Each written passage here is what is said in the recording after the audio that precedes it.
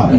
বাংলা সিনেমায় আরিফিন শুভ শাকিব খানের প্রতি ভালোবাসায় মুগ্ধ দর্শকরা শাকিব খানকে দেখা মাত্রই তাকে সালাম করলেন এবং অভিনন্দন জানালেন তুফান সিনেমার জন্য। আর আরিফিন শুভর এই ভালোবাসা দেখে, শ্রদ্ধা সম্মান দেখে অনেকেই আফরান নিশুকে বড়দের কিভাবে সম্মান করতে হয়, শ্রদ্ধা করতে হয় আরিফিন শুভর কাছ থেকে শিখতে বললেন। যখন থেকে শাকিব খান সম্পর্কে আফরান নিশু খারাপ মন্তব্য করেছেন, তখন থেকেই আফরান নিশুর জনপ্রিয়তায় ভাটা পড়ে গেছে।